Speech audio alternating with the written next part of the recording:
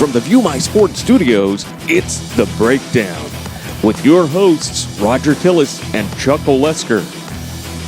This is the back-to-school edition of The Breakdown. No, not that back to school. Yeah, that back to school. Tune in as we discuss the top tips to keep you on track during your recruiting journey. Hi, welcome to today's edition of The Breakdown. I'm Roger Tillis, your host, here with our co-host, Chuck Olessker. Say hey, Chuck. Hey, Chuck. How you doing? There you go. Yeah. You know, we're kind of excited. Today's going to be a fun show. Today is in honor of all the student athletes, really all the students, period, that are all going back to school this week. We put so much emphasis in our industry in, sports and athletics and scholarships and all that, but really, high school, middle school, grade school, just going to school in general, it's a big deal. I think as adults, we kind of forget, the trauma, if you will, and the drama. That's right. of going back to school. But it's a great time. It's a fantastic time. As parents, we enjoy seeing our kids going. Some of my fondest memories, I pull from back in school. How about you? Wedgies, tormenting, Yeah, no, we're anti-bullying, so no wedgies. And That's right. No bullying, no bullying. But we decided that this would be a great time to pause, if you will, reflect, and summarize. Look back. This is our 21st show, and we in our past shows have gotten some fantastic information. Of course, like working out in the gym or having equipment in your house or whatever the case may be, if you don't use it, it is of absolutely no benefit.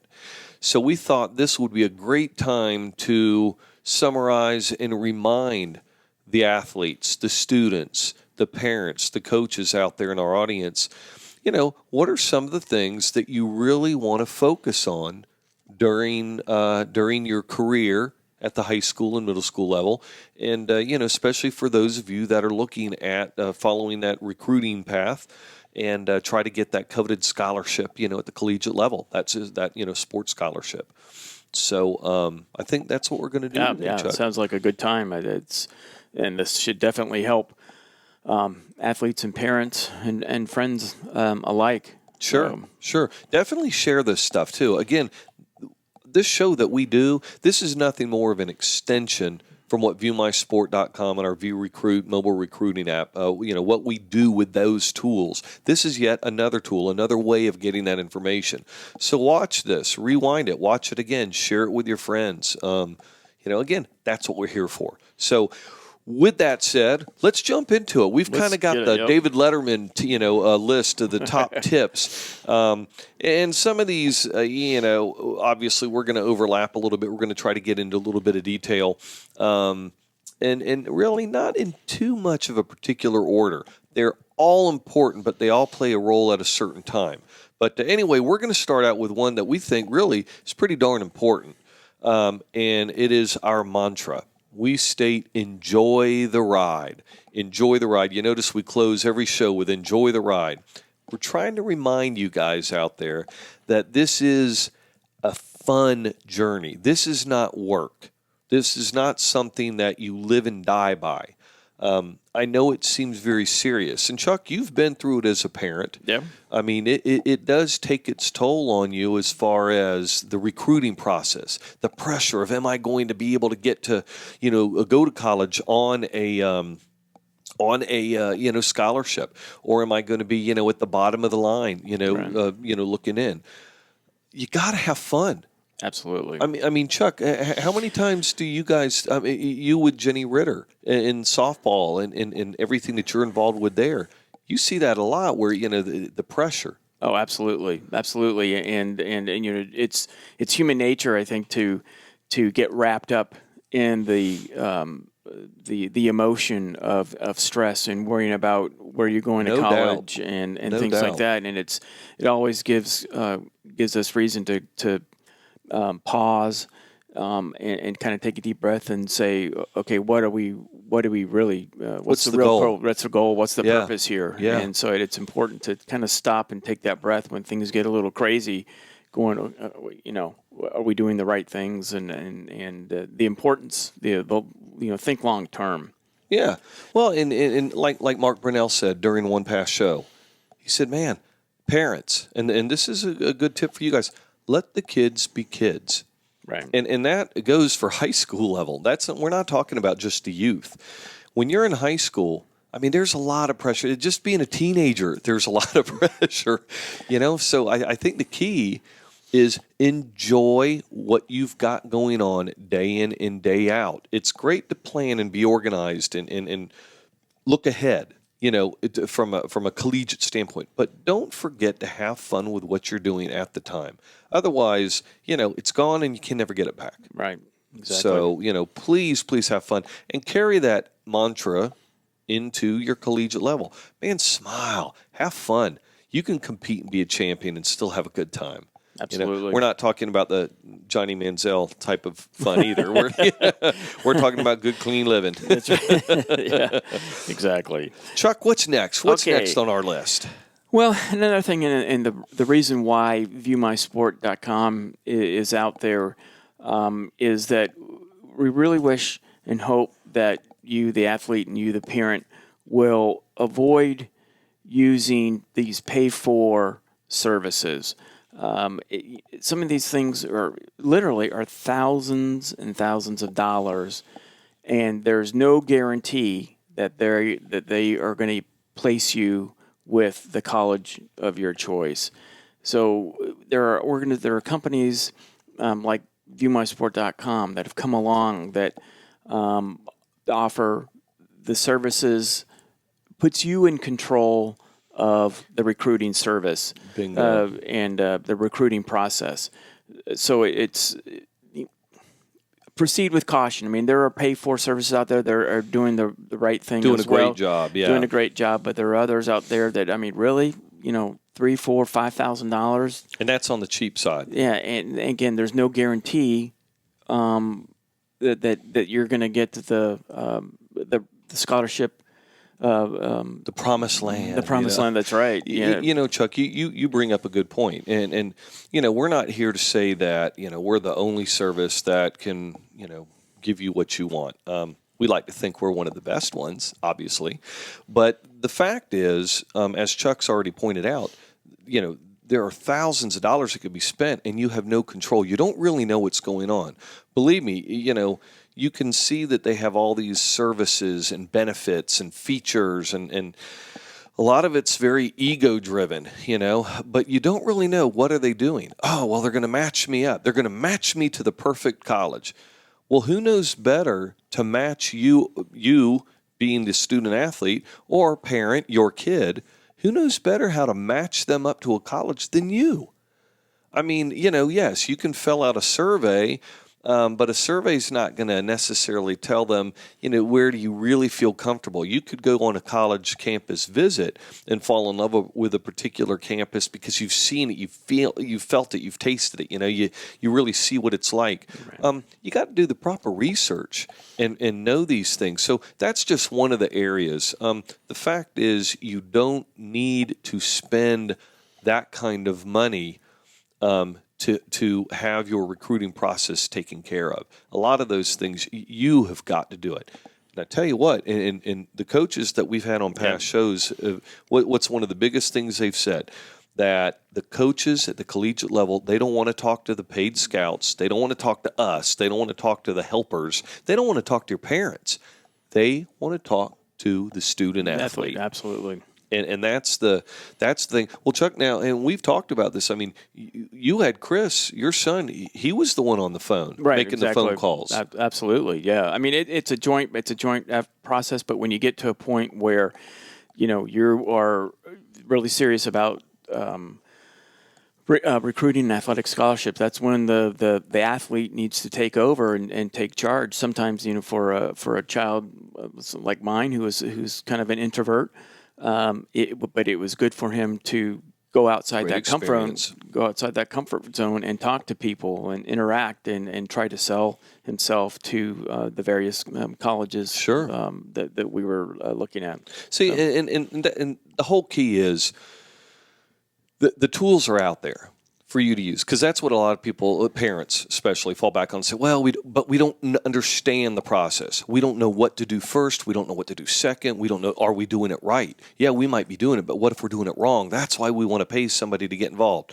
Well, again, you can pay someone to get involved. ViewMySport.com has fantastic tools and the how-to tips and whatnot. We're here 24/7. You can send in your questions. We'll help guide you. You'd be surprised, though, the fundamental aspects of the recruiting process are actually pretty darn easy. Once you know them, you know them. There's no magic pill that you can take. There's no dollar amount that you can write that's going to make your result any different. So yes, you have to educate yourself, and that's where we come in handy to educate you. But once you know what the process is, don't pay somebody to do it for you. I mean, that's like bringing in someone to mow your yard when you got a mower in the garage, or do your dishes when you've got, able hands to do it yourself. Do it yourself. Know it's done right. Exactly. That's our whole thing. Control the process. Know what's going on. Exactly. Just don't waste that money. God, it can be spent on something so much better, like tutors, right. And things of that nature. SAT, ACT help, preparations. Exactly. Things that will enhance and provide greater financial benefit to you when you do go off to college. Exactly, and we'll get into that later on in the show for sure. All right, so let's move on. What's next on the list? We have got highlight videos. Yeah. Man, highlight videos. There's a lot of myths and misnomers and whatnot regarding highlight videos. Well, we're going to give you the skinny on it. First of all, when you have a highlight video, you want to make sure that the athlete in question in that video is clearly defined. Have a little arrow pointing, a little circle, it could glow, whatever the case may be, you've got to have that on there. Obviously, especially in sports where you have like football or basketball, where there's a lot of action going on, a lot of kids flying around. Even if you put on there, oh, my son is number 11. Well, guess what? Number 11 is getting mauled or steamrolled, or maybe the video's not as clear as you'd like it to be. Coaches, if as soon as they open it up and if they aren't very obviously led to who they're supposed to be looking at, cancel, next. It's that critical. So you've got to, right from the start, make sure that individual is defined. Now, Chuck, I know you've done a lot of work with videos, and it's not hard to do. No. I mean, there's some technical experience and expertise that you need, but it really isn't that difficult. And then there are, folks. I'm sure someone on your team has developed the aptitude to put together a highlight. And again, it doesn't have to be very long. 3 minutes, 4 minutes at the most. Again, it has to be clearly defined, and I prefer 50 Cent or Jay-Z on my music background. No, just kidding. No music, no music. I don't care at all. None. Save that for the family reunion, but nothing when it comes to the colleges. Yeah, the coaches mute that. The first thing they do, they pop that video and they mute. They don't want to hear music. They don't want to hear you. They don't want to hear any of that crap. All they want to do is see. Exactly. Some of that music can be offensive. You don't know. Maybe they're country fans. Maybe they don't like pop. Whatever, or vice versa. But don't pollute the video with that. Chuck's right though.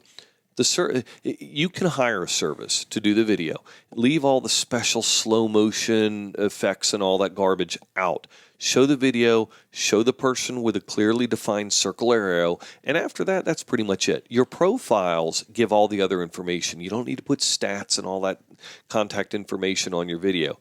Video is just that. Now, something else about the video. Understand, you don't live and die by the video. The video is nothing more than a taste. It's to give the coach an idea of what it is that they're looking at. They know that they're looking at your best moments. They understand that. You might, let's say in football, for example, or really any sport, maybe your video is the first 3 or 4 games, and you fire it off to the coach. Great. Now your next 3 or 4, send them that too. This is a great example of how to keep a coach up to date. But again, let them know what they're looking at, and then when you're on that video, be clearly defined. Right. Don't just cram a whole game. Believe me, the coaches when it's their time to see how you transition and want to see a whole video of how you act when you drop a ball or how you are on the sideline or whatever the case may be, they're going to get that video from the school, or they'll contact you and ask for it. So yeah, and I was going to just to touch on that just real quickly. You have 3 minutes to make an impression. Actually, you have about 30 seconds. Those first few plays are the most critical when you're putting a highlight video together. So you want to put probably your most important, the best stuff right up front to capture their attention. Exactly. But keep in mind that you're showing 20, 30 plays of your best, and that honestly your true best comes when the coach requests a game film and they want to see what you are and how you are while you're standing on the sideline or sitting on the bench. You cannot. They want to see if you're a team player or if it's all just about you. Are you grab-assing or are you cheering your team on? So that's going to be important. So you always remember that camera it will tell the story and will tell the tape, and that tells a lot to the coach. Sure, and just to add to that, something aside of highlight video aspects, but you as a student athlete, you're supposed to be a cut above the rest. You don't need to be the team captain to be a leader. And by being a leader, what I mean is like what Chuck referred to, conduct yourself properly during practice and on the field. Have fun. But, if you drop a ball or if the play's not to you, tell you, run through the play. Make sure you handle yourself accordingly. If someone makes a mistake, pick them up. Again, even in individual sports like wrestling, you can still be on the sideline, watching another weight class wrestle. Pick them up. Be positive. Be a team player. Be a leader. Those are the kinds of things, and do it all the time. Don't just wait for coaches to be up in the stands, because you never know who's watching. So, you absolutely. never know who's watching. So, that's the kind of stuff that they look for outside of the highlight video. Absolutely. So, and we could talk about that for a long, long time. But we had a whole show. So That's right. All right, Chuck, what's next? What do we got here? Yeah, the next thing, and of course, all this is not in any particular order, but we like to share and have the athlete make sure that their guidance counselor at school is involved in the process from the word go, and not waiting until the second semester of your senior year to get a hold of your guidance counselor. It should be one of the first things you do when you come in as either an 8th grader or a 9th grader, even before then, is to get your guidance counselor involved to start thinking about what schools, what opportunities, where you think you want where you want to be. You can't wait to the very last minute, and the guidance counselor can help with getting the grades, the transcripts, all the information necessary to register with the NCAA clearinghouse. Getting the SAT prepared, the ACT stuff ready to go. It's something that guidance counselor is an important member of your team as well. So, involve that person as early as possible. Big time. Yeah, that's talking about team. And when you're going into the recruiting process, you need a team. There's obviously yourself and all of your responsibilities, your parents, who are there as your parents, supporting you, prepping you, helping you, be ready to talk to the coaches and things like that. They have their responsibilities. The coaches, and I'll kind of sidetrack for a second. Parents and athletes, it is not the coach's responsibility to handle your recruiting process for you. Boom, there, I said it. Got it out of my system. Now, with that said, they can help. But really, their primary role and responsibility, especially if they're a teacher, teachers first, they got a coach. They can validate information that you give to the college coaches. So when the college coaches contact them, they can say, yes, this is what they have. And yes, I can send you information, and we can make sure you get transcripts and whatnot. But they don't have to proactively go out of their way to do your recruiting for you. That's your job. Right. Now, some coaches do it because they want to help. Some do it for their own reasons to make themselves look good, but some do it for the goodness of their heart. They have the time and they put forth. But don't wait for that to happen. Boy, how many times have we seen that absolutely. come down to, the very nitty-gritty, and then bam, and all of a sudden it's the coach's fault. It's everybody's fault but the parents and the athlete. Yeah, nobody will take accountability for themselves, for their actions or inactions when it comes to the recruiting process. They're looking to point fingers at everyone else, but themselves. That goes from the recruiting process to education to making grades to performance on the field. It's everybody else's fault but my own. No, it's yours. It's your responsibility. So as is with the guidance counselor, communicate early, communicate often. Don't do it just to spin your wheels. Really make them part of your team, along with your coach. And I tell you what, guidance counselor could be a great ally. Absolutely. And like Chuck said, be proactive. Don't wait until you're in trouble and then go in there on your hands and knees begging for help. Be proactive. Understand what you're doing, as far as what schools are going to be. We talk about, finding the schools that are a good match. Again, in the recruiting process, there's so many colleges out there. How do you know which ones? Make sure that you've got your list of schools so that way you can put your efforts towards those schools. The other schools out there that can find you, if they want you, they're going to find you, especially if you're a top blue chip prospect. Right. You're going to be found. But if you're trying to proactively get on schools' radars, why bother getting on a school's radar that you're not going to want to go to their campus? If you're a warm weather person and for a fact you're not going to go to school up north, don't send your profile to coaches in Minnesota.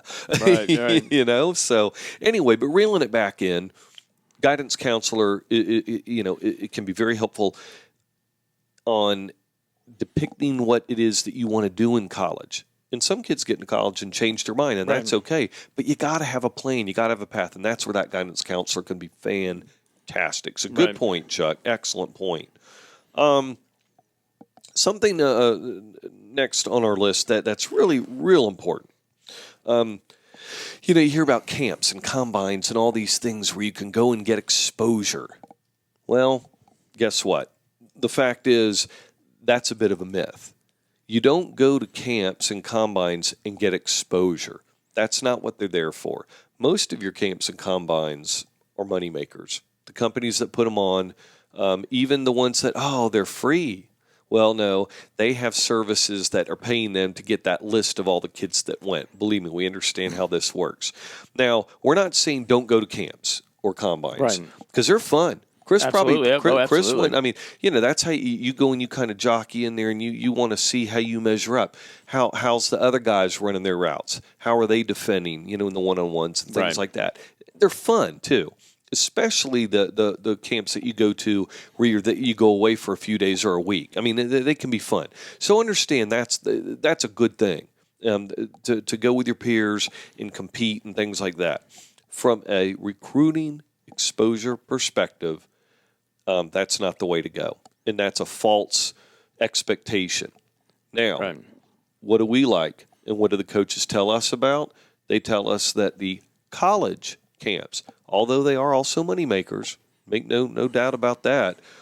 But if you have the college camp set up, we have heard time and time again from college coaches, from high school coaches, from the athletes themselves, what works best is what? When they call the coaches and set up an appointment, if you will.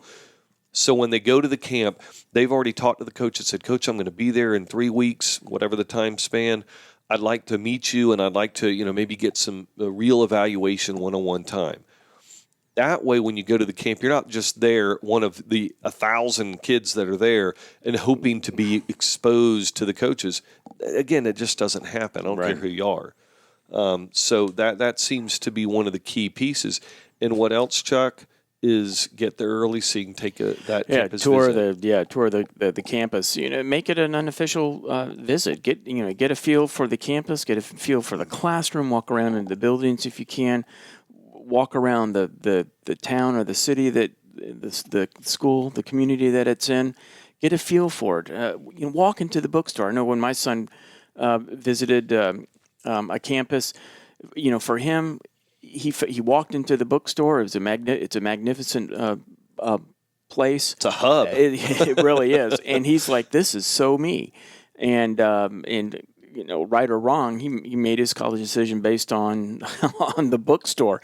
Whatever it takes. But yeah, you do take that time and family. If you can get the family time, that's important as well. But certainly, tour the place, get a feel for it, and see if this is going to fit into your career. Yeah. Don't believe everything you see online. I mean, it's like going to a city. If you pull up their Chamber of Commerce site and look at holy cow, big difference than from when you get there. So exactly. Definitely, and try to, if you're on vacation somewhere, don't wait to just go to camps. But anytime you travel anywhere, find out what the colleges are there and make a side trip. It will be worth the time spent. You'll get a bigger bang for the buck. Absolutely. Tell you what, we're going to wrap things up for this segment. We're going to take a quick break. We've covered some good information. We're going to jump right back on the list when we come back. Tune in and join us. Tell all your friends. Round them up. We'll be right back. Are you a high school athlete, parent of a high school athlete, maybe a high school coach or a college coach looking for a high school athlete, or just a fan of high school and college sports? Then you need the ViewRecruit mobile recruiting app. It's got everything. Athletes can create profiles, including their highlight videos. They can use the Recruit Network to send their profiles directly to college coaches. If a coach likes your profile, great. You get a notice directly on your mobile device and receive an email to boot. College coaches can receive updates directly on their devices and use the search function to find the talent that fits their program. Whether you're an athlete or a college coach, it's like having your very own recruiting department right at your fingertips. Download the ViewRecruit app now on iTunes for your iPhone, iPad, or iPod Touch. Be part of the #1 high school athletics and college coaching network. Get it today, the ViewRecruit mobile recruiting app. All right, welcome back to this edition of The Breakdown. Of course, this edition today being for the back-to-school crowd. Everybody heading back to school. Bright, smiling faces. It's 7 o'clock in the morning. Yeah. Some of them earlier. I'll tell you what. I see them all out at the bus stop. That's right. It's not so bad now, but come a few months when it's cold outside. That's right. Yeah, that's when it really hits home. That's all right. That's paying your dues, kids. Paying your dues. That's right. All right. We have our ViewMySport.com Athlete of the Week. Chuck, you want to tell us who we're talking about this time? Certainly. Thank you, Roger. Breon Clark is a quarterback, class of 2015 from Fairless Hills, Pennsylvania. He attends Pennsbury High School, which is just a few miles northeast of Philadelphia. You know, Mr. Geography here. So congratulations to Breon. He's doing it well on the field and doing it well in the classroom, and so congratulations. Yeah, great job, Breon. We look forward to seeing some big things from you, and keep that profile up to date. Keep sending it out to coaches, and we wish you the best success. Absolutely. You're obviously what we're looking for in our Athletes of the Week, so keep it going. Good.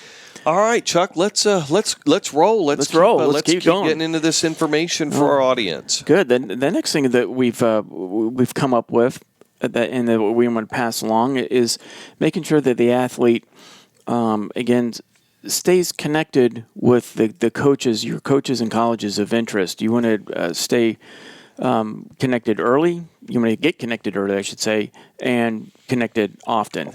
As Roger alluded to in the first segment, when you're updating your highlight video, send a 3-game segment if you happen to have 20 to 30 highlights. For the first 3 games, the next 3 or 4 games, then you can update it again. You just want to see the progress that you have during the year, and then getting early, There's no reason why you can't start connecting with the colleges of interest, at least your initial interest. 7th, 8th grade. Yeah, exactly. I mean, at the very least, you're put on their mailing list, right. So you can have the opportunity to attend the summer camps or holiday camps and things like that, or come see tournaments that maybe they're played at their facility. And again, anytime it's salesmanship. If you have the opportunity to sell yourself, I would certainly take full advantage of that as soon as you can. I mean, we have one young man up in Rhode Island or Connecticut, the quarterback. He started with View My Sport at what age? Oh gosh, he was like age 8, yeah. So and loves it. Now, again, we're not saying, and we're not big advocates of the signing of kids Right. or making the offers, and I think that's all ridiculous anyway. Right. But like Chuck said, get on the list, the mailing list. You start the rapport, and chances are, will those coaches be there by the time you get in high school? Probably not, but it's good training for you. You know, you're still on their mailing list. You're still getting information. You're governing your recruiting process right out of the gate. I mean, you know, with so many athletes out there, the bottom line is it may not come down to who's best, but it may come down to who's first. Absolutely. You know, if I'm a coach and I've got, you know, these thousands of kids trying to get into my program, you know, they gotta find some way to kind of weed out, you know, the tiebreaker, if you will. Exactly. And so those that can establish a relationship with the coach or the school itself early on, you don't have to wait till you're a superstar. These coaches know, and we've had coaches on the show. I mean, they tell us, you know, we know that these kids are work in progress.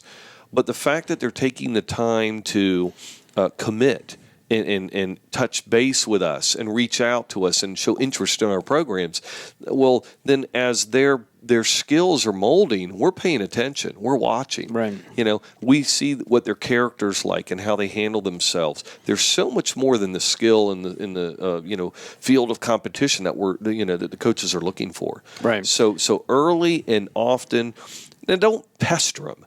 You know, but like Chuck said, you know, after 3 or 4 games, you know, give them some updated stats. Or if you have a big game or something really unique happen, great, fire it off to them. Anything that gives you a reason to send the coach your information, your updates, and by God, you better pick up the telephone and call them to follow up. And we'll talk about that later. But yeah, early and often, don't wait till you're a superstar.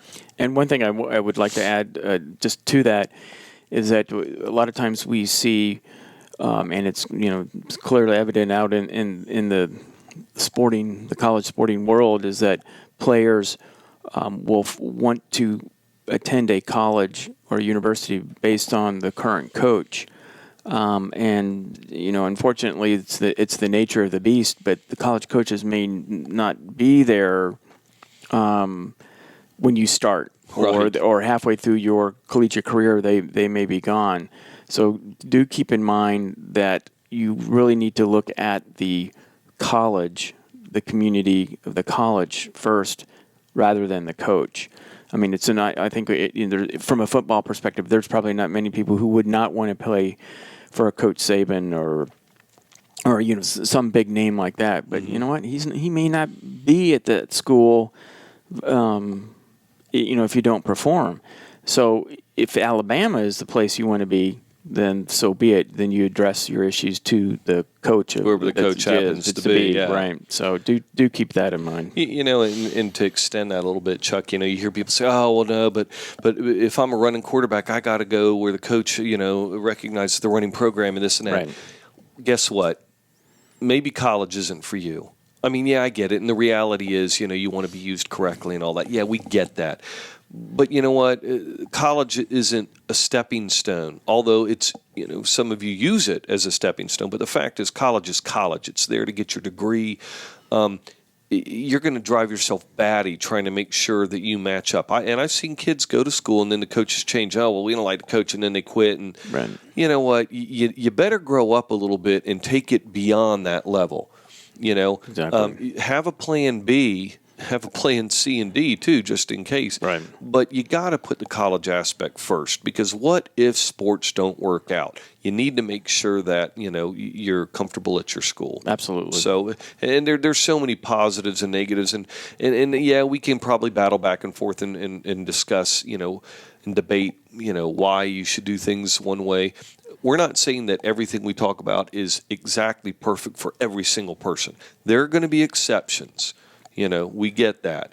But overall, this is the information that you really need to heed. Right. So, now to kind of carry on out of the next spot that we're looking at, you know, again, this kind of goes hand in hand with what we just talked about. You know, keeping your profile information up to date. Here's the thing. And we see this a lot on ViewMySport.com, but we also see it on other sites as well, where kids will have profiles and they won't keep them up to date. It's old information from a couple years ago. The pictures are old, or maybe there's no picture. The video's old video. The stats are old. Maybe what you're into in the community you haven't put on your profile. Man, your profile needs to be real time.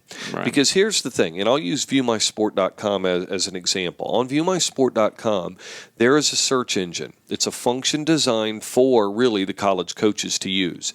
They go to our site and they can type in information and pull up a list of our recruit profiles. You do not want a coach to go in and do a random surf, if you will, of our profiles, pull your profile up and it's old information that's not up to date. They're going to see that and think, well, this kid's not serious, off to the side. Right. In a blink of an eye, you went from being a potential prospect to being nobody. And if you don't think that that's important, well, then again, you better check yourself. Maybe you don't belong in college, or certainly that particular college. This is extremely important. You've got to keep that information up to date. It's your job to keep it up to date. Nobody can do that. Nobody has a crystal ball and can see, what your stats are and things like that. Remember, it's an extension of you. It's a representation of you. And you never know who's going to see it, when they're going to see it. And you want to always be in that position where if someone does see it, it can impress them, period. And because even though we say be proactive and keep the coaches up to date, keep that profile up to date, because you never know if a coach is going to go behind your back and see the profile. Exactly. Period. Exactly. So you got to be, you just got to have that. And it's all part of organization. That's right. Which is our next something topic. we're getting ready to talk about. Exactly. Take us into organization. Chuck. Exactly. Maintaining organization, it's a great habit to get into as a young adult.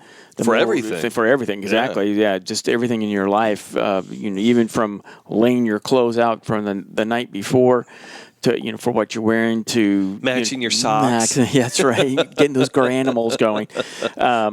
But it's because the recruiting process can be very daunting, especially if you're sending profiles out, or you're being contacted, or you're contacting dozens of coaches. You want to be able to have some central resource where you can keep track of that information. The worst thing you want to do is to have someone, a coach, call, say, hey, I saw your profile on ViewMySport.com, and everything looks good. And you're scratching your head going, well, I didn't even know I contacted that boy, school. It's been a year since I set that up. So, and it looks bad. It looks bad for you. So keep organized. I mean, if you take notes, keep a diary. Use the electronic communications app. Microsoft Outlook is very good about keeping information, tasks, things to do. Even if it's a bulletin board and you're doing it manually, some form of organization. On ViewMySport.com, when you send your profile out from the site, or if you connect with a coach through our ViewRecruit mobile recruiting app, automatically that transaction is saved. That entry is saved under your profile, under your email log tab. We help keep you organized. Not only does it save that entry, you can open that entry and input the college name, the coach's name. It already saved the date and the email address that you sent it to, as well as the notes or the message that you sent. But it's got a freehand notes section. So we even give you the tools to kind of keep up with who, what you sent, when, and where. Right. Exactly. But yeah, you got to stay organized, and then it'll help you do what? As you get down to the nitty gritty and you start shrinking that list down, that's where you really, you got to know who you spoke to, when you spoke to them, and what you said. Exactly. It'll make you look impressive. Absolutely. Yeah. The more organized you are, again, it's salesmanship. The more presentable, the more organized you are, the greater the impression that you're going to make to a potential coach, and not just the coach, the school itself from an admissions perspective. So, absolutely, organization is paramount. Yeah, and don't sit back and expect someone to hold your hand and do all this for you. Please don't do that. I've had emails and calls and messages come in from people wanting help, and And I'd ask them, for an example, I'm not getting any contact, and I pull up their profile, and there's hardly anything even on their profile to attract the attention of a coach. Well, can you do that for me? No, no, I can't. Yeah. It's your scholarship. Get your information on your profile. Right. Come on, shake it out, man. What you're doing is you're making it real easy for your competition, because you're taking yourself right out of the contention right off the bat. Good point. You don't, and if that's your case, well, then again, you don't deserve the scholarship. I mean, it's pretty clear cut. Absolutely. Exactly. Enough said. Yep. Enough said. I think we beat that horse to death. Yeah. Now, something that we've talked about this a little bit, just a little bit, being a leader.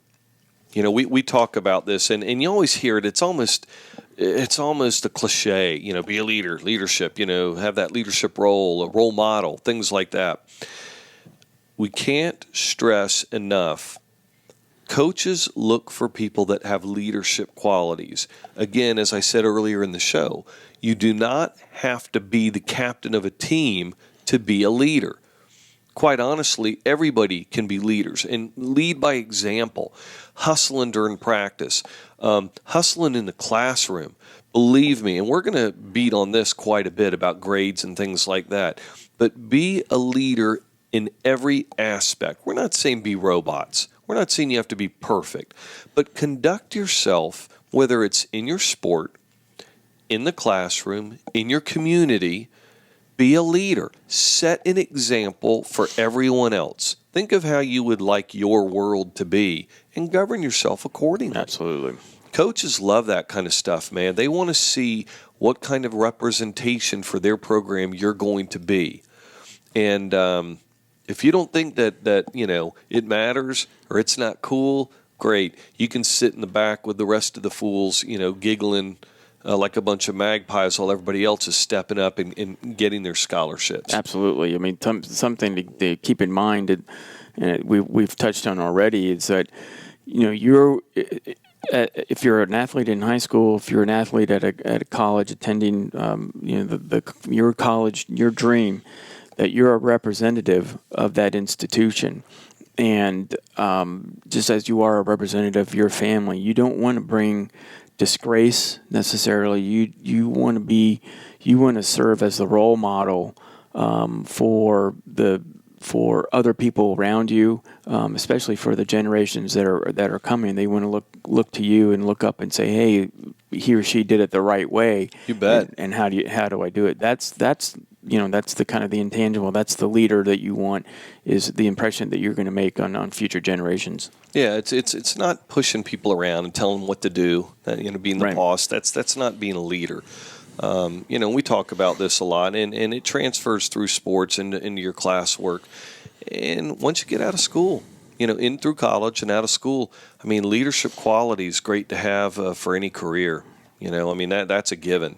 So, but assume that role, embrace it, and I think you're going to come out ahead, certainly. Okay. Chuck, what's next on the list? Well, starting to get down to the nitty-gritty. Yeah, down to the nitty-gritty. Well, and this will probably be the last one before we take our second break. Roll it. But one thing that we stress implicitly, and that we hear from time and time again from our guests. That was a big word, by the way. Sorry. Well, I studied last night. I got to Google it now. So that we want to that absolutely has to be a part of your treasure chest of personal being, is being involved in the community. Amen to that. It's not because you don't do it because you have to. You do it because you want to. There are so many things to do and be involved in that the world needs more people to step up to the plate and be proactive and making a difference in their community. And I would also caution that don't stick with sports related type activities. I'm glad you said that. I mean, I know an athlete that was looking at a particular institution.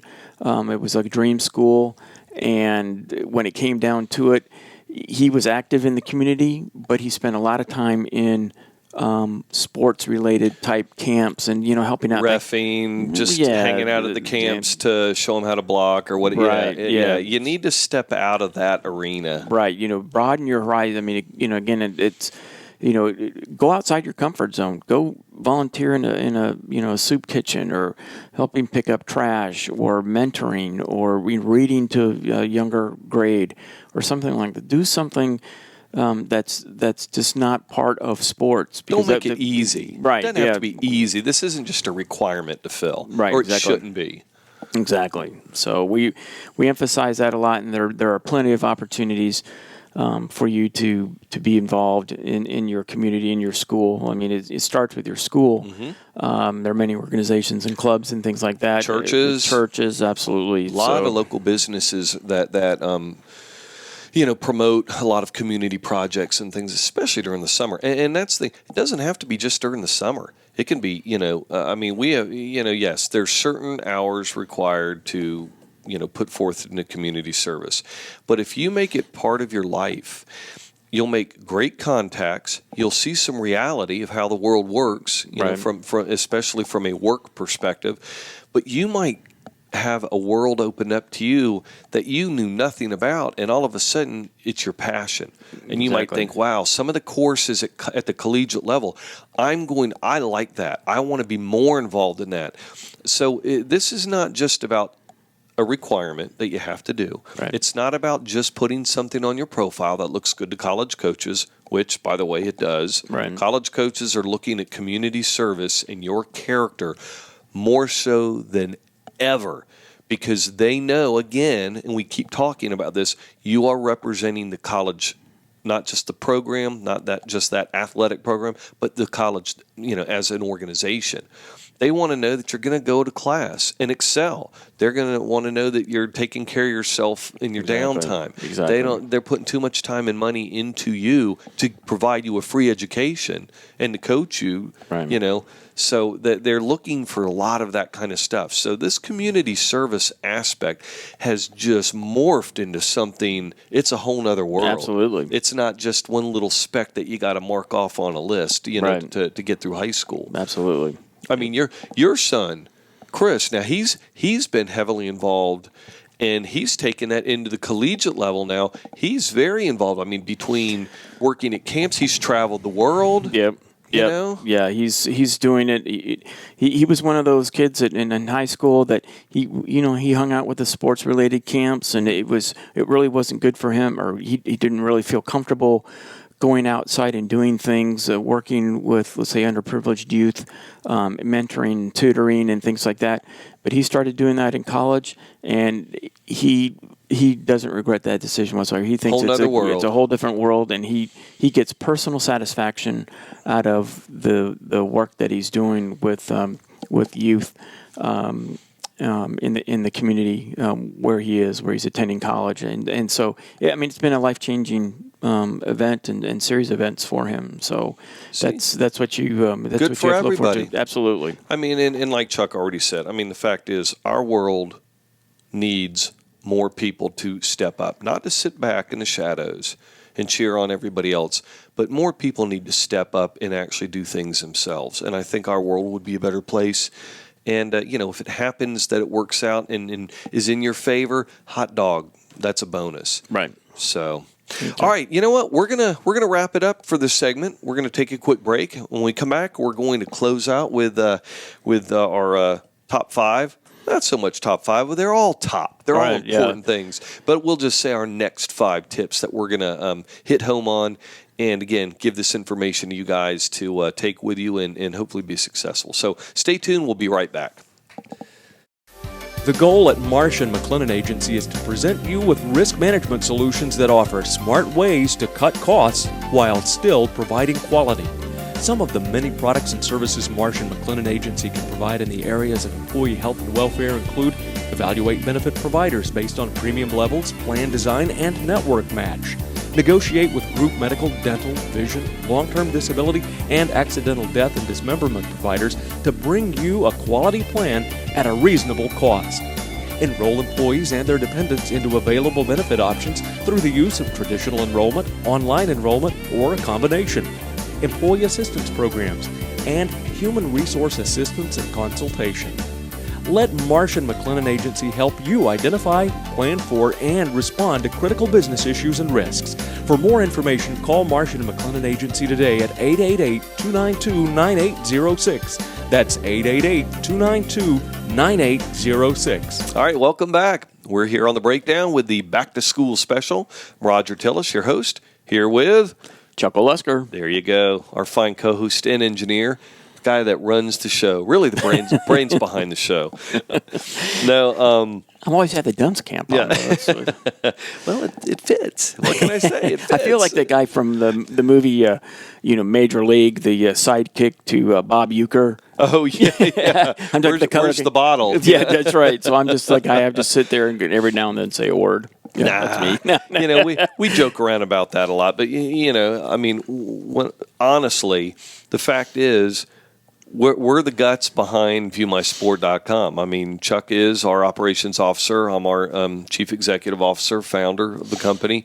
And we just use this as another outlet to get the information that's on the site out to you guys. And this is fun. Yeah, absolutely. Hey, guess what? Our company, we can do whatever we want. That's right.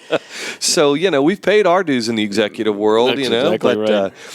So we do like to have a lot of fun, but we this just, I think, also shows our commitment to the kids and to the parents and to the environment as far as recruiting and youth sports. I mean, this is our contribution. So we just like to have a little fun with it. That's right. So that's right. Well, speaking of which, let's get back into it. I think next on our list, I tell you, patience. You hear patience is a virtue. Look it up, Google it, and really understand what that means. But the recruiting process is a long process, and you need to be patient.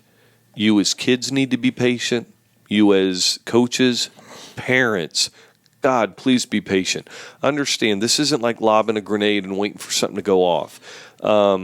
You may not have any contact with a coach for a year.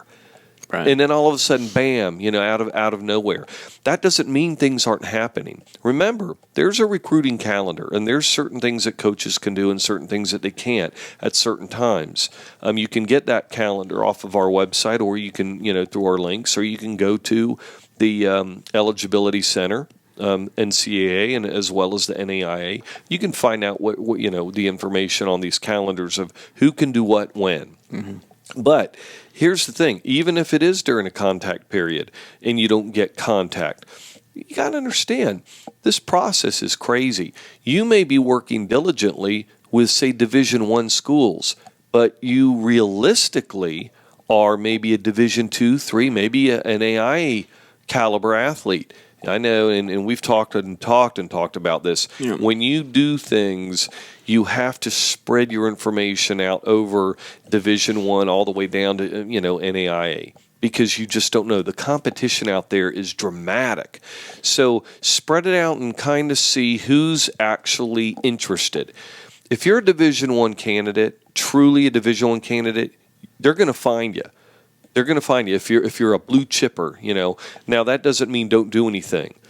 You need to still be proactive. Absolutely. And get your information out there. But if they get that information and they're interested, they're going to be contacting you. So if, and I get that a lot. We get a lot of emails into the home office, asking, how come I'm not getting contact? And we go and look at their profile, and maybe their profile is not done correctly. Or maybe they're, again, they're 5'8" and 170 pounds, and they're applying to, all these Division I schools as a linebacker. Guess what? I'm not saying that you couldn't function, but in the recruiting world, you're not going to get any looks. You're not going to get any responses. So, but anyway, if you're doing things right, just be patient. Work the telephones. Be patient. Your day's going to come.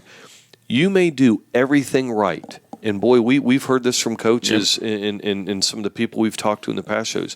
You could do everything exactly by design with all the right schools at all the right times and still not get the result you're looking for.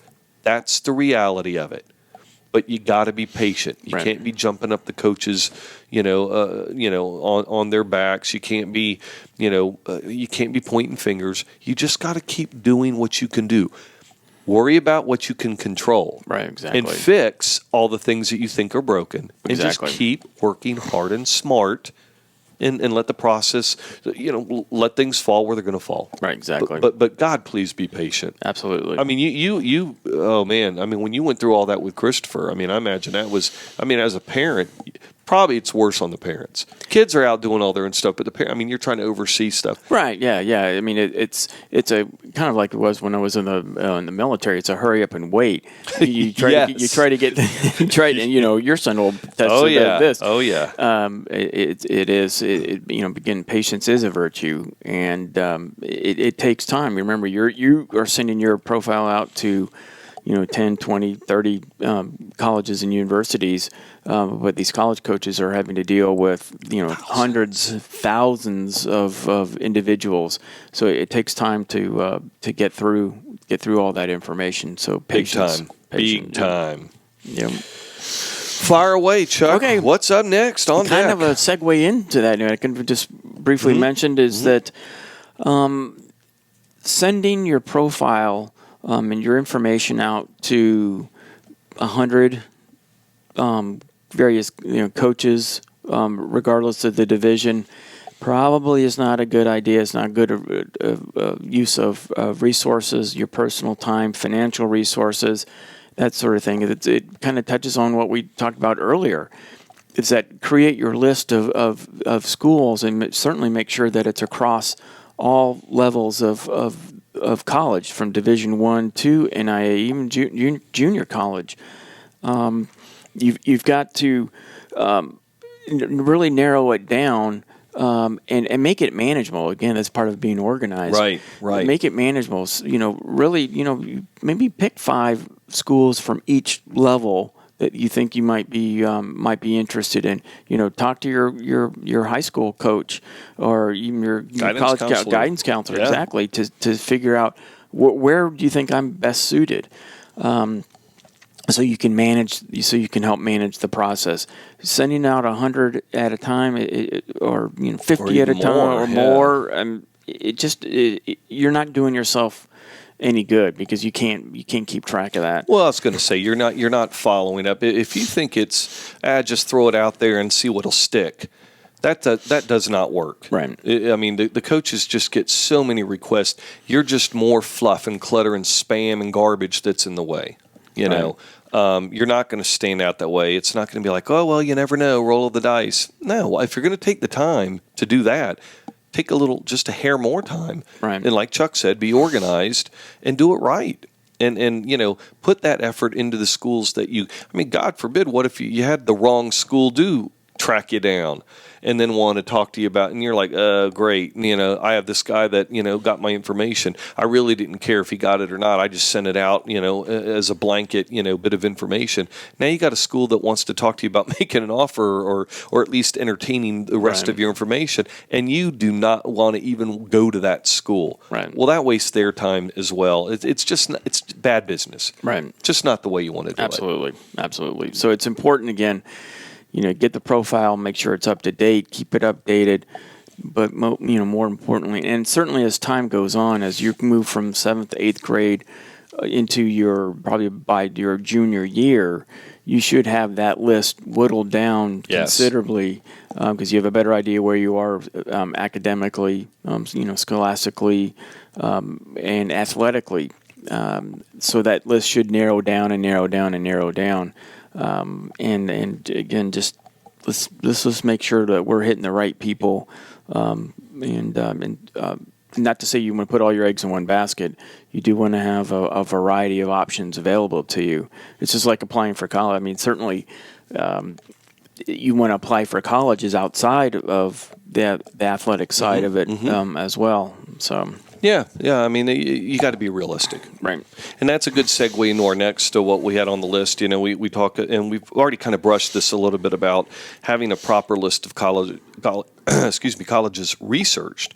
And this is something that this is more not just from a sports perspective, and we talked about this a little bit already, but you need to make sure that the colleges on your list are real colleges that you will be happy to attend.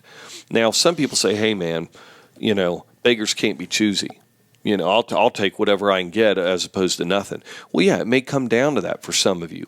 But going into the process, if you're going to be spending time sending your profile to coaches at a particular college, just like what Chuck's already talked about, you want to make sure that this is a realistic school that if they do turn around and say, great, you're in, we want to make you an offer, you're going to be happy there.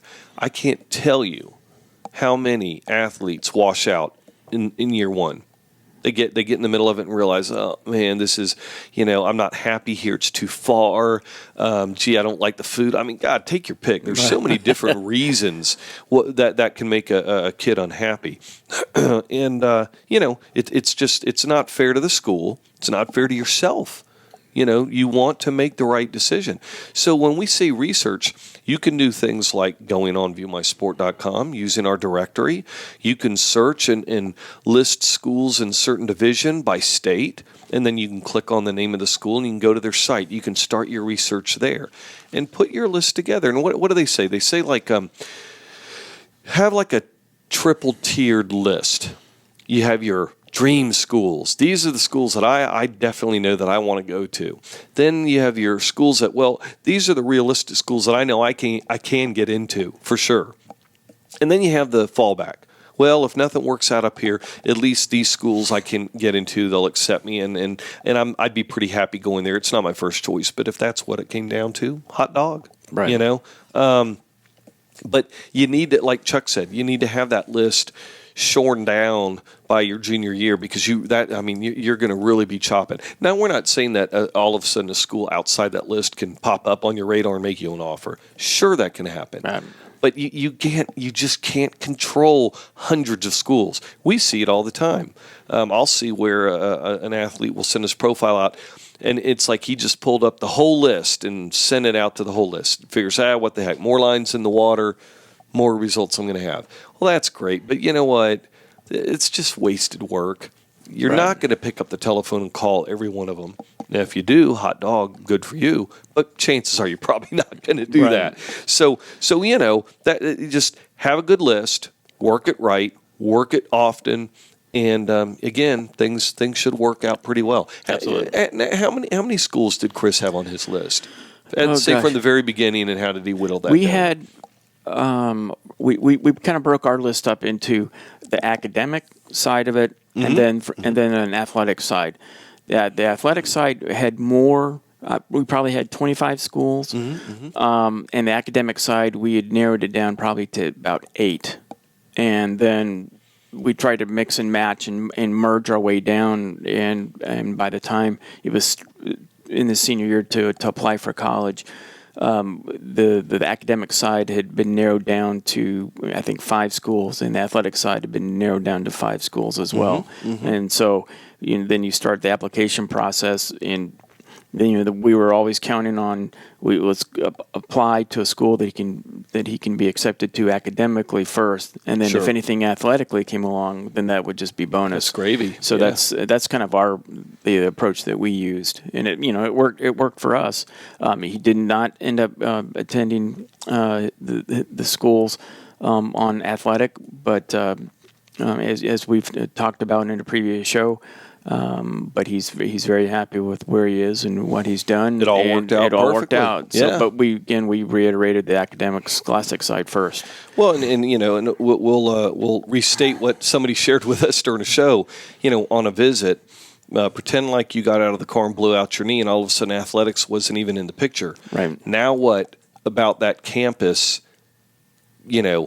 Appeals to you. Absolutely. What would make you want to go to that school after you get over the fact that you're not going to be able to play sports? Right. But you still, what? How are you going to function at that school? And that's really how you have to govern yourself when you research these schools. Because there is life after the sport. When the season's over. Now, some of the sports, especially like football, it seems like every single day it's 365. I mean, you're committed, but there's still the college life that you have to handle. Right. And that's something that you really, really want to, you want to, research thoroughly so that you're happy there. That's, Exactly. I mean, you think, 4 years, I can put up with anything. Nah, you'd be surprised, man. It's a whole world. I mean, we've had our first guest, Steffi Sorensen, came here and told us one of the greatest lessons she learned is that she wished she had taken more official visits, because the first school she went to, the first one that showed any interest in, she signed up for, and then was gone after first year. Yeah, I mean, fortunately or unfortunately, it didn't work out. So you've Yeah. So This isn't our word that we're trying to share with you. This Right. comes from athletes who have been there, athletes who are currently there, coaches, collegiate level. I mean, we're sharing every bit of this information that we're sharing. This isn't like, I'll go and ask someone else till I get the answer I want. Well, if that's your choice, Right. have at it. Yeah, I think you're an idiot, Right. Because we're laying the information on you that again, we're just the messenger. These are the tips that really, really count. So, Right, exactly. Speaking of counting, what's next on our list, Chuck? The next item is tremendously important, and that's why ViewMySport.com is been successful. Is that we put the emphasis on the communication. Communication is a two-way street. It's you talking to the coach or to the university, and the university contacting you. But again, it's about selling yourself. You want to be able, once you send the profile out, you want to be able to follow up with that institution and those recruiting coaches or the coach himself. You have to call. You cannot wait for a call to come in to you. I mean, if it does, that's great. But 99.98% of the time, it's the athlete having to call the coach. Again, the athlete calling the coach to start that dialogue. It's not the parent. It's not the guidance counselor. Right. It's Not a paid representative. Not a paid representative. Right. It's again we've stated before in many shows, and then we stated earlier in the show today, is that these coaches want to hear from you. They want to hear how you conduct yourself. You can tell a lot by talking on the phone, even if it's video chatting, through Skype or whatever. They want to see how you interact with them. Again, that tells a lot about one's personality and can you handle the pressure of talking to the coach? Right, if exactly. you can't even talk to the coach, you expect to get a scholarship. Right. So again, that's why we want you to send out a list, your profiles to a manageable number of institutions and coaches, because ideally you want to follow up with them. You want to take time aside and say, hey, I've sent you my profile. Did you get it? Do you have any questions? The coach will then hopefully will call you back, or through the ViewRecruit mobile recruiting app. You send your profile out. The coach sees it, and he tags it. You get a push notification saying, "Hey, I'm Coach so and so from institution ABC is interested in you. Here's my contact information. Here's my Bam. contact In seconds. Yeah, you could literally be communicating. So you need to be calling and following up. That doesn't happen. And the other thing is that you control that process using a paid representative. You don't know if that person is really calling on your behalf. The only way you know is if you do it yourself. Don't hide. Roger's famous about using this example as the old Wizard of Oz. There's these people hiding behind these curtains, and you don't know what's going on. And it turns out when you pull the curtain back, it's just some ordinary schmo like me, sitting in front of a computer. You control your destiny. You control the college and the recruiting and athletic experience. So absolutely. So it's up to you. Well, and like Chuck said, and we've said this time and time again. If you've kept up with our shows, and we reiterate this time and time again, and as our guests do as well. The fact is, the coaches want to talk to you. They don't want to talk to the paid individuals. Their phones don't work differently for someone else calling than they do you. These coaches are looking for anything possible that will separate you from somebody else that's wanting that scholarship. They have so many that are trying to track them down. I know coaches that have told me, college coaches have told me, if they don't get a phone call, a proactive phone call from one of these guys, one of these thousands, they don't even consider them. They want to talk to the kids that want to be there, that are taking that extra step. Anybody can punch a button and fire off information. So now what do they do to whittle down their list of considered prospects? Well, tell you what, I'm going to mark all the ones off the list that will call and follow me or follow up with me. So they make the short list, because they're taking that extra effort to try to reach out and touch base. We always say, send your profile out, wait a couple days, and then call with a follow-up. Now, a lot of people say, I can never get on the phone. Chances are you probably won't get them on the phone. But you leave an intelligent message, and then maybe you wait a week, and then you call again. And pretty soon they see that, they're getting these emails, and then they're getting messages. They may not be able to call you back, maybe because of the dead period or whatever the case may be. But the fact is, just because you're not getting a response doesn't mean they don't know about you by this action. Right. Kind of ties in with patience, know. But call, and if you do get to talk to them, it's a chance to say, I sent you my information, confirm that they get it, see it, not just that they got it, but they actually viewed it.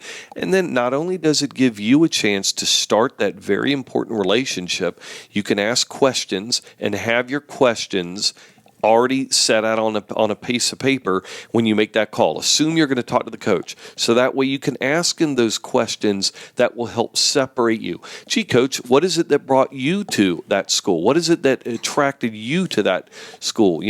What things did you look forward to in a school when you went to college? Things that will help separate you. But have that on a piece of paper so you will always be reminded what to ask. Exactly. And then lastly, of course, it gives a chance for the coach to ask you questions and see what kind of person you are.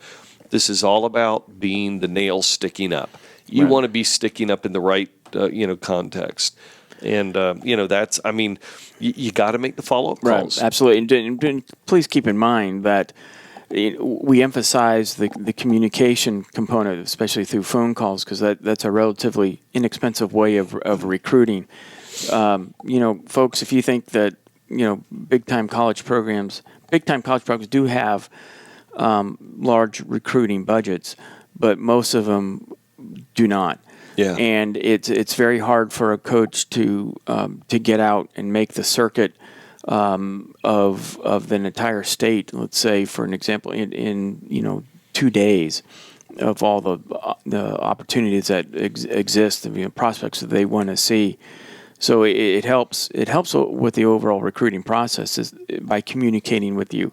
If you can make a remarkable impression on that coach when you're talking to him, either on your profile and talking to him on the phone or email communications, you know what?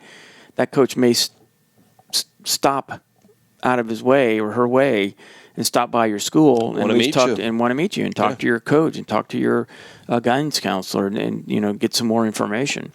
So we wish the colleges wish they had an unlimited budget when it comes to recruiting. They could, or they had just people who are just all they do is recruit.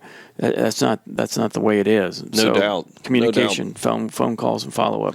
Yeah, and you can't be afraid. If you're afraid to pick up the phone and call a coach, then you better get over it real quick. Otherwise, you're going to college. Right. You want to attend college, and you're going to have to interact and talk to people. You're going to have to talk to coaches. Pick up the telephone, man. This this texting back and forth doesn't work. You eventually have to grow up and be a big boy or a big girl and interact socially. And if you can't pick up the telephone and make the call, then maybe you don't deserve the scholarship. Right. Again, me as a coach, that's going to be in the forefront. Exactly. Certainly. Exactly. So, all right. And our last thing, and we saved this for last because we do feel that this is the most important. It's kind of a sticking point for college programs. Just an afterthought, actually. It's just talking to college coaches. talking to high school coaches, talking to the athletes that are currently in college and ones that have already gotten their offers signed and they're getting ready to attend, et cetera, et cetera. We've talked to everybody. And this comes up as the number one focus for all of them. And that is your grades. Now, I know everybody's running for the door right now. Oh, God, here we go. The grades. Time for a bathroom break. You know, yeah. No. Understand something. It used to be you could be the stud athlete, you know, and that's all that the college is just looking for the workhorse, the person that'll come and put them on the map athletically. It's no longer that setup. It's a lot more complex. The colleges now are looking for individuals, as we've said in the past, to be representative of their program. There's too much money at stake, too much liability out there for someone to come in and lay an egg, you know, from a character standpoint or from a grade standpoint. These schools now want to make sure, you don't have to be an Einstein, but we will say this, the better your grades, the more opportunity, because money for athletes come from not just the athletic budget. If you are a scholar athlete or you have the good academic background coming in, they can offer you a partial scholarship out of the athletic budget and then give the difference of the money from the academic side. For you, it's a full ride. Who cares where the money comes from? Right. But so, and the thing is, so from a character perspective, believe me, as a coach, I'd much rather have somebody with, you know, and I tell you, they use it as a tiebreaker. Everybody's athletically talented. So let's say I'm a coach and I've got 25 guys here in front of me and I can only offer 5 of them. The very first thing I'm going to do, if they're pretty even across the board, I'm going to weed out, I'm going to say, okay, GPA needs to be X. Oh, these guys didn't make the cut, so they're immediately off the board. So now I'm looking at these guys going, okay, now I've got 10.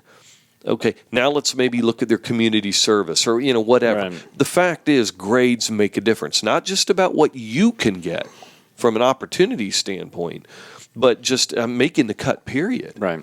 And but there's NAIA schools, perfect example. I mean, you got a 3.5, NAIA school will find you a roster spot. And most of what they can offer you is coming out of the academic side. They got a ton of academic money to give away.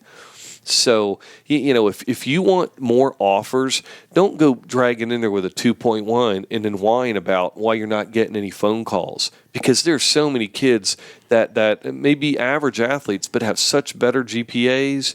And that tells them something, too, that the intelligence aspect. Right. Coaches want smart athletes. Right.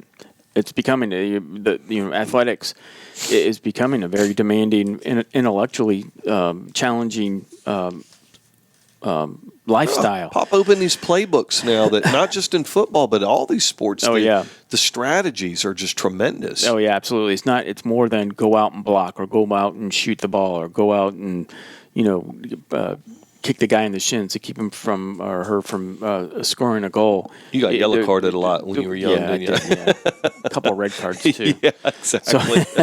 So there's strategy, and they want coaches want to be able to coach, but they feel that the athletes need to be coaches on the field because they're actually on the field. They're actually seeing what's going on. So you need to. You got to have the brain. I tell you, if you don't do it, the NCAA does it for you.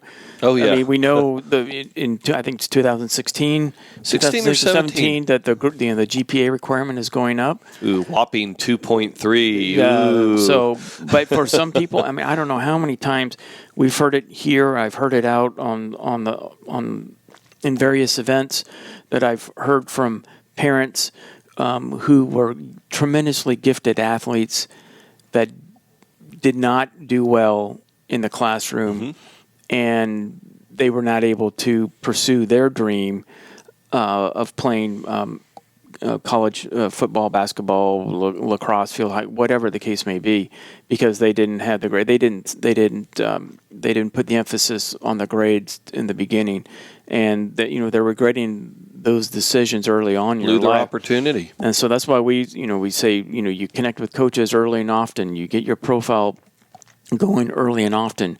What, as important, if not more important than that, is you get your grades going early. Don't wait, and you can't wait until your senior year and go, I'm at 2.1, I needed 2.3 to qualify. You're not going to make it. You have to do it. You have to get in those good study habits. You have to get those good grades from day one. Yeah, and that's not day one of your senior year. That's day one of your freshman year. Exactly. It's not like you can just make a couple of decent grades and all of a sudden your GPA shoots up.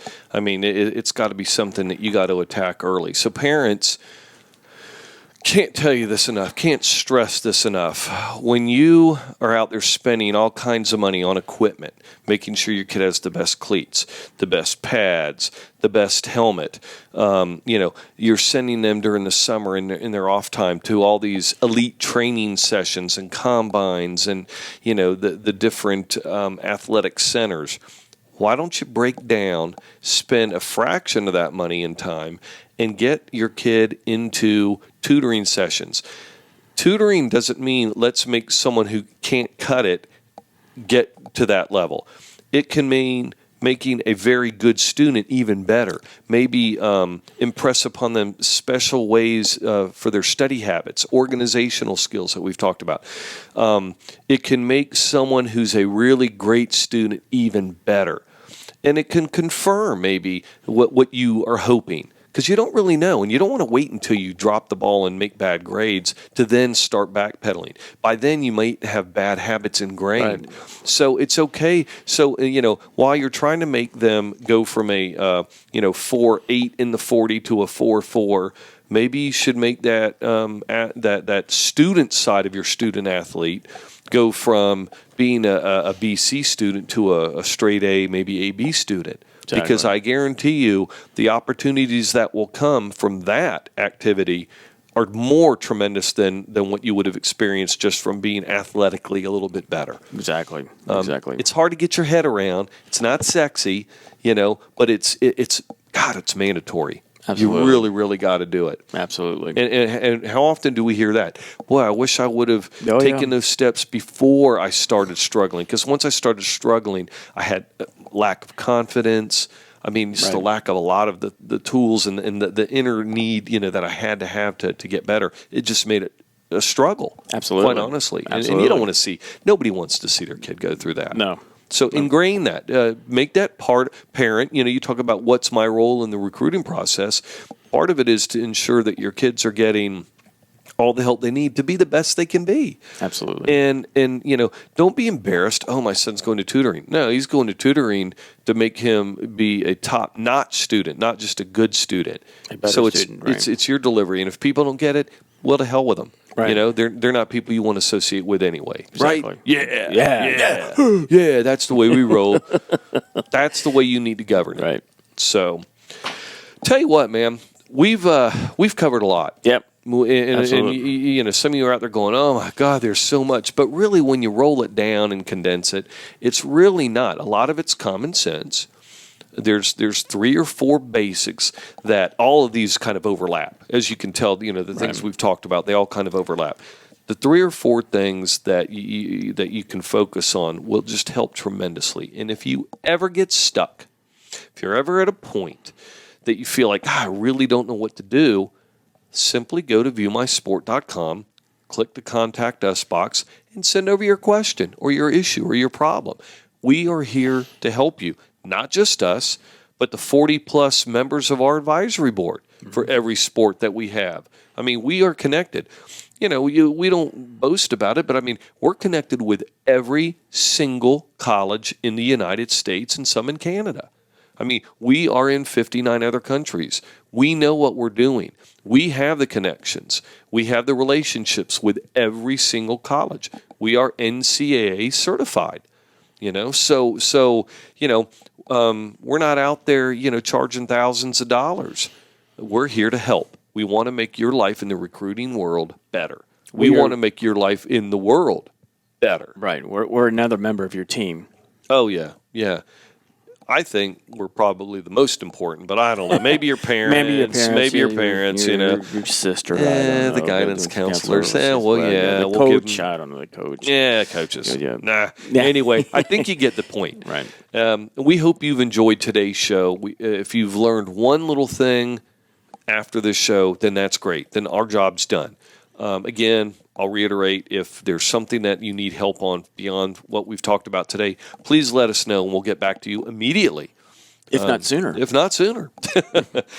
All right. I tell you, I do want to say special thanks to our sponsor of today's show, Marsh & McLennan Agency. Without them, in our sponsors of the past, this show would not be possible. So thank you to Marsh & McLennan. Yes. And, we're glad to have a partnership with them. It's a company that believes in what we do. Fantastic partnership. Absolutely. We love them to death. So Absolutely. Thanks, gang, for being there for us. And with that, we will pass our mantra on. Enjoy the ride.